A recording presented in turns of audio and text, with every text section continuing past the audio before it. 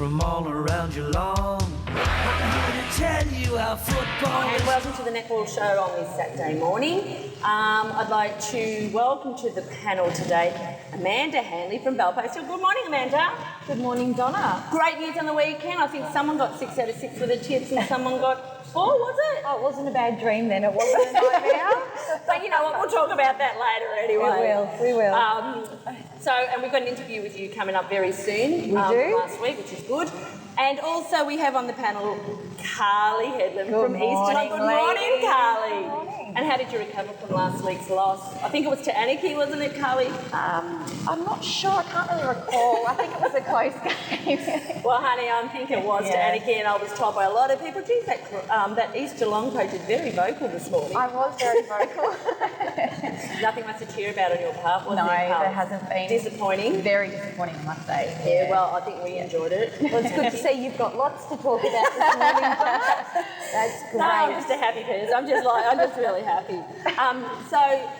The games last week, I don't think there was no real surprises on our end because Carl and I tipped the most of them. Amanda? Yeah. Well, I think definitely Cry beating Thompson was a big surprise. Yeah. But of course you've got an excuse there. I've got a reason. Melody Philpott did not play, and it just shows how important Melody is to the success of the Thompson Netball Club. Well, of course, she's the main goaler there and a great asset for them. Were there any reasons why she didn't play, or have we heard anything? No, I don't know anything. I think she's fine. But what else, Amanda? Any other surprises? So Werribee had a massive win over North Geelong, 62-28. We did say that the game for North Geelong against Werribee was going to give them a good indication of where they or how far they are going to be off that top 2 spot. Yeah. Okay, now so what we're going to do now, girls, we're going to have a quick look at the ladder and suss it out and see who's on top and who's on bottom and so forth. There we go. So we have Werribee Centrals and Bellpostal, no surprises, they're up top. Werribee on 20 points, Bellpostal on 16. Now Inverleigh girls, they jumped 2 spots to 3rd on the weekend. So they're on 16 points, along with Belmont Lions, who are travelling really nice at the moment. They're on 16. North Geelong, of course, lost, so they dropped to 2 spots, and they're 5th on the ladder on 12 points. Followed by Bannockburn, Inverleigh, Anarchy, Corio, who were up 2 spots, and Thompson, Geelong West, and East Geelong. There you go, Carl, sitting on the bottom now on 0. It's a higher percentage though, Donna. I don't think that counts for much, actually. So let's just I think you really need to get some points on the board. Okay, so that was a quick look at the ladder. So what we're going to do now, as I said, we've got an interview with Amanda at the club last week with Leslie Matheson from Winchelsea. Here is Amanda with that interview. This morning we're speaking with Leslie Matheson, who's been involved with the Winchelsea Football Club and Netball Club for how long, Leslie? 38 years. Wow. And when did you first start, Leslie? I started when I was 20, when I came to Winchelsea as a teacher. And, my goal is to play for another 2 years to rake up the 40-year mark. And how many games are you currently sitting at, Leslie? Has anyone told you, or they just don't count out of pure respect? I don't think we want to know. I'm sure it will be well up near the thousands or more. So over the 38 years, what changes have you seen to the netball competition? Obviously, Winchelsea originally was affiliated. It was first affiliated in what league? When I first started, we played in the Ballerina District League, yes. And we only had A and B grade at that stage, and I think 3 junior teams. And, of course, I've seen it expand now. And then we moved to Colac in 83, and we only had what we called seniors and reserves then.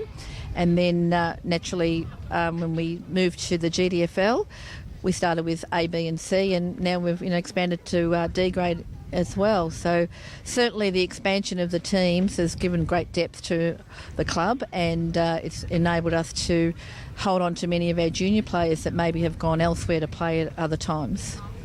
And I suppose it'd be interesting to hear your opinions about how netball has changed over those years. So what changes have you seen in how the game's played? Oh, I think netball was always a non-contact sport, and I see a huge difference now. It's a lot more physical than it used to be, and I think the game has changed. It's a lot faster. When they took out, you used to have to wait for play and stuff like that when you have to throw in. So the game just is a lot. It flows a lot better now, and I think umpires allow that with the advantage rule. That has certainly seen the game flow a lot better. And the viewers of the GDFL Netball Show would be really keen to know what's happening out at Winchelsea this year. So, especially from juniors, we talk about the A grade side and competition quite a lot on the show. We'd be really interested to hear what's happening at the Winchelsea Netball Club. Well, last year we seasoned quite a few of our young under-17 players to play in our A and B grade team. Most of those under-17s, we had a very strong under-17 team last year. Most of them have gone on to senior netball and are too old for under-17s. Hence why we only had two players for under-17s this year, which is unfortunate. We couldn't get a team, but they were all top age from last year. And it's great to see those girls have really maintained their skills, and most of them are playing A grade or B grade this year. And our under-15s are a very young side. They're all bottom age. So hence, but they're winning it.